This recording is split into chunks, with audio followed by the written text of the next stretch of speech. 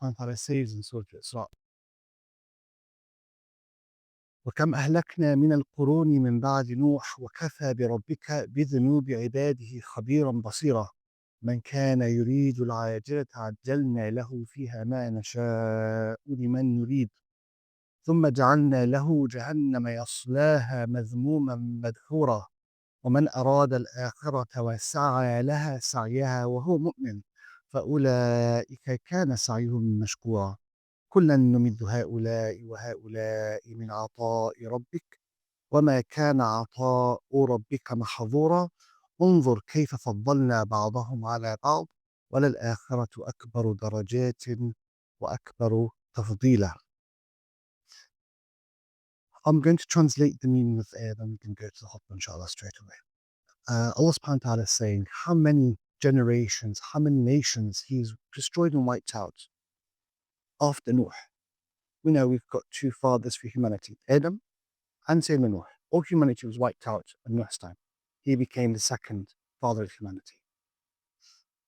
And Allah subhanahu wa ta'ala is saying that He knows the sins of His creation, public, private, what's in your heart, and what you've actually done. And then Allah subhanahu wa ta'ala continues in saying, whomever wants al-ajila. Ajila means the most expedient reward. In other words, Allah, this is what Allah calls this world, expedience reward, something fast, fast food, quick. Whoever wants this world, He will give whatever He wants to whomever He wants. Thumma, then He will send him to hell, hated and humiliated. Whomever, and on the other side, and whomever wants the other life, the true life, whoever wants al-akhirah, وَسَعَى لَهَا سَعْيَهَا, and worked towards it and pursued it properly. فَأُولَٰئِكَ كَانَ سَعْيُهُمْ مَشْكُورًا. Those people that have pursued the afterlife, their pursuing is, Allah's grateful for that pursuit. Allah's grateful for that pursuit. And Allah subhanahu wa ta'ala says, كُلًّا نُمِدُّ هَؤُلَاءِ. Allah gives both, whether you're going to get to hell in the end, or whether you're pursuing this world only and you're forgetting the other life, or you're pursuing the other life. Allah gives this and gives that. Okay, brothers, two things really I wanted to talk about. The first point, Allah subhanahu wa ta'ala is not blind, subhanahu wa ta'ala. He's not blind to the sins. He's not blind to what's happening. Whether it's on an individual level, whether I'm doing a sin when no one sees what I'm doing, or whether I'm some kind of butcher or mass murderer that's killed hundreds of thousands in prisons and tortured people. Allah is not blind to what's happening. It's all down to what you want in the end. What are you pursuing? Now, no matter what you're pursuing in the end, you're going to get what Allah gives you. That's why they always say the most stupidest person on this planet is someone who sold his afterlife for someone else's and someone else's pleasure. In other words, we've actually seen that in Syria. The guys that had been torturing people and they've been captured now, they were on very, very small amount of salaries. What was their salary? $10, $20, $100 a month, $200 a month, $1,000? Nothing. Not worth living your whole life. And in the end, they didn't get the billions that the dictator took with them. They didn't get the gold. They didn't get anything at all. They got nothing in this life or the other life, because Sayyidina Muhammad teaches and tells us that أول ما يقضي الله عز وجل بين عباده الدماء. The first thing Allah subhanahu wa ta'ala judges people between themselves is blood. First thing. And the first thing you individual will be asked about is your prayer. So this With this in mind, don't feel despair for the bad news that you read. The bad news isn't so that you feel despair. This is what the shaitan wants you. The shaitan will be very happy. Satan was very happy when you're sad. That's his objective. What it should drive you to do is to pursue, is to work. And that is what Allah wants from you. Now, when you judge your son in school or when someone judges you at work, what do they judge you with? The results. Have you got an A star? Have you got 100%? Have you delivered this document or have you created this car for me perfectly? That's how you judge someone. That's how we all do it. Have you cut my hair properly? Am I happy with this? That's how we judge each other. Allah's saying, I don't want you the results. All I want from you, all I'm going to thank you for is to pursue something. Work towards it. Whether you get there or not doesn't matter. It's not your problem. You work towards being a better person. I didn't reach my goals, but I'm working really hard. Every day I'm improving. That's what Allah wants from you. This is what we should be working towards. So when the first, and I'm saying this for two reasons.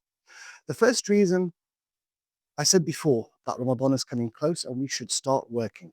The second reason is I've heard from lots of brothers, and even myself, as I talk to people, that they feel despair. What do we do with with all that's happening around us? What do I do with all the sins in the world?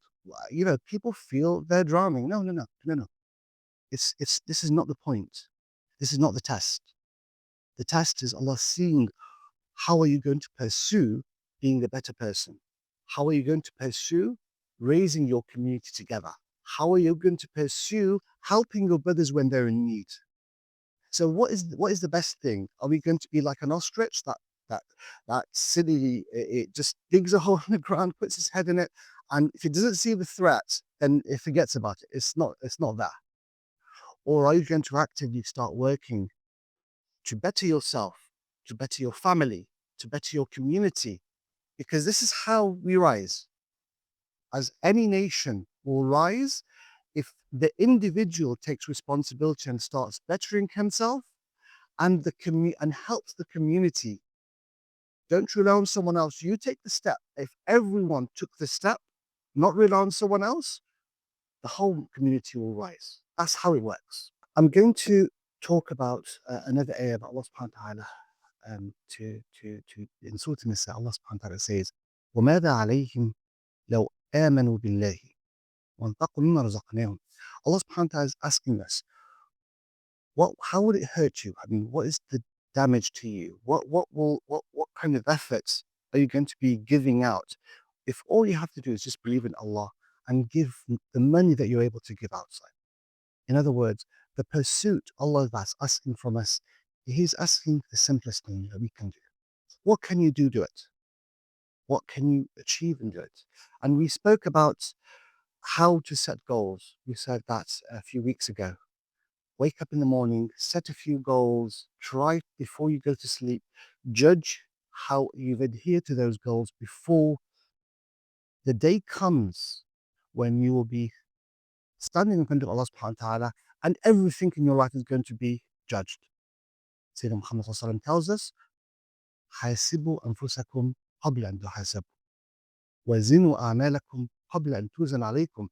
Judge yourself before you are judged, and weigh your deeds before they are weighed for you. As we are now, inshallah, a month and a half away from Ramadan, and as the weather is growing colder, it was, I think in the Fajr, it was about -6. It's that cold in Palestine. It's that cold in Palestine. It's that cold for our brothers and sisters in Kashmir. It's that cold. Well, actually, it's not as cold as that in Sudan, but they are still suffering. They don't have any food or water. Brothers, we cannot pursue Jannah whilst your brother is suffering. To the extent that if the scholars said, if you're cooking meat and your neighbor smells it and you know that he's hungry, you get a sin for it. You haven't done anything wrong. You're just cooking.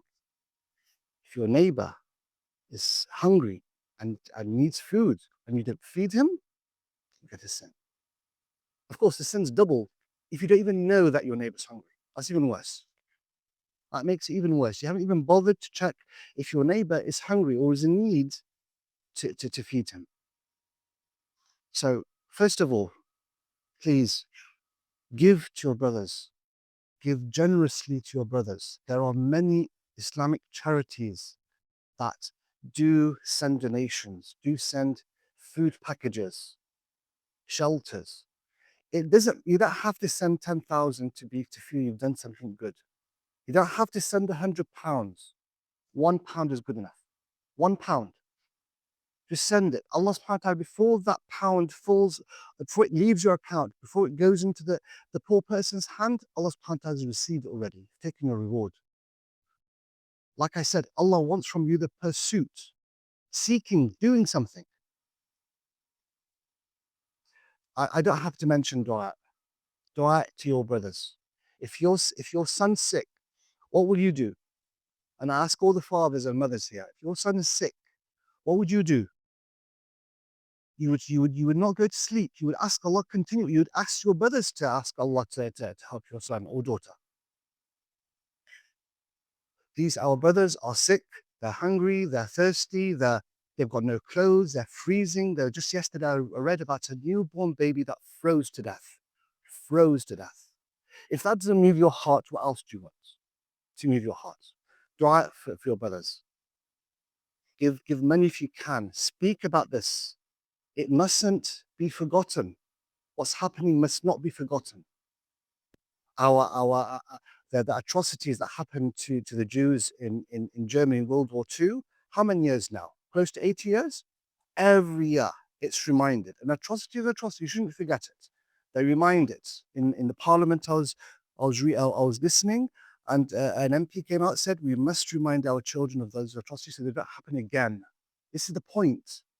Remind people of what's happening right now so it doesn't happen again. Because if you imagine in future, what do you think the future generations are going to talk about us? They're going to curse and damn every single person because we let this happen. A quick reminder as well, today is Friday, so do read Surah Al-Kahf, do start opening the Mus'haf, reading 1 or 2 or 3 or 5 ayat with your family every day. Don't leave the Mus'haf alone. The Mus'haf is Allah subhanahu wa ta'ala talking to you. We cannot claim that we want to see Allah, that we want to meet Allah if we don't want to hear His words. I don't want, do you even want to hear His words? And I claim that I like Allah, that I love Allah, that I want to meet Allah, that I want to go to heaven near the prophets. That's really kind of hypocritical. So we have to be honest with ourselves, and we have to, whatever's in our heart comes up. And the only way to do that is be honest with yourself every night. Judge yourself before you are truly judged. Allah, Allah.